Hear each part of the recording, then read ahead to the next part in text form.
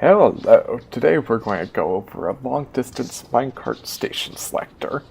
So how this works is you have your central hub, which you select a station, and then you'll go to the corresponding station. This is useful for long-distance travel because this design doesn't involve any redstone between the stations, as you can see here. So this is useful if you're traveling 1,000 blocks or so, and want to go to multiple stations, because rather than having a lot of lines of redstone, you just have redstone at each station. So I'll quickly show you how this works. You have your minecart, get in, and press the button.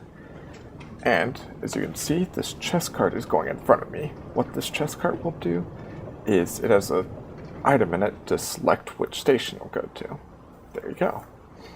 So now we go to the yellow station, and it's all reset. Now, I'll show you how this works. There are two parts to this design. There's the station selector and the station itself. I'll start by showing you the station selector. So, how this works is you press the button, it sends a pulse, and then you have chests that are full of your selecting item. You can use whatever item you want, probably something that's abundant. In this case, I just used wool. So, it turns off this torch momentarily, letting the item flow down here and go into this dropper. Make sure it's a dropper. And once the item hits this, it goes down the comparator. So it's comparator, single tick repeater, block, 3-tick repeater, block. This is your pulse lengthener. Then you have redstone run onto this dispenser, which will dispense a minecart. Then a tick later, it will go into this block, which is on top of the sticky piston, which will then put the item from the dropper into the minecart that's just been dispensed, power this rail, and push this block up, sending the minecart off. And that's that bit, and I have a little extra storage for the minecarts. To send this power, you now have a sticky piston with a block, single tick repeater, into a double tick repeater, into that torch. And then to make it fully accurate, I have this, so that when you're sitting in the cart, this will be on, and when you're not sitting in the cart, the pulse won't go through.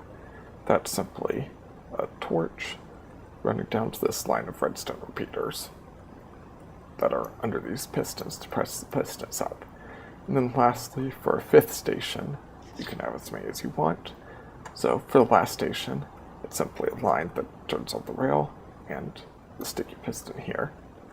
So you just boop. And that's for last station because you don't need any sort of station selector. And then once this dispenser goes out, it will run down this course, hit this detect rail, which will go down and power this piston and this torch, sending you off after the cart. So, to demonstrate, I'll quickly just press this. Oh. Doesn't have any items in it. Now, goes off, sends down, and goes into this, and it resets if the second cart goes over. So that's the station side. Now, you'll continue down this.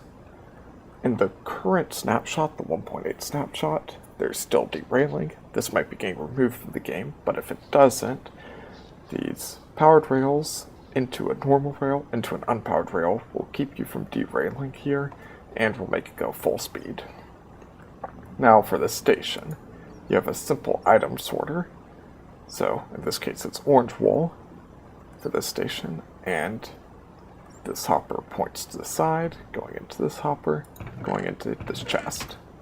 So if an extra item goes in here, it hits this comparator, which sends out two lengths of redstone if there's more than 22 items in here, which will unpower this briefly to let items through.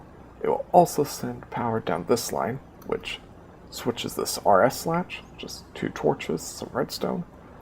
And if this side becomes powered, it will change the direction of the rail and power this item hopper. This is the key here to registering once 2 carts have gone over. So there's this item hopper pointed into this dropper. The dropper has 2 non-stackable items. I use diamond swords in this case. So every time a cart goes over this detector rail, it sends an item into here. Now, if this side of the RS latch is locked, this item hop will also be locked, so items won't go back into this detector. So when the chest minecart goes over, 1 sword will go into the hopper, then your minecart, you as the player, will go over, sending the next item into here, which when 2 items are in here, this will send out a pulse or a redstone length of 6 blocks. So this side of the RS latch, this torch, has to be between 4 and 6 blocks away from here. So now I'll reenact it. You have some orange wool. So the cart goes over, orange wool goes in here, switching the side of this RS latch, which switches this direction and locks this hopper. So let's say the first cart goes over. Now there's 1 diamond sword in here, and it sends out a redstone signal of 3 blocks. Now when the second cart, you, go over, it switches this direction because it switches this RS latch. And that's all there is to this. I hope this helped you, and I hope you enjoyed the video. Have a great day.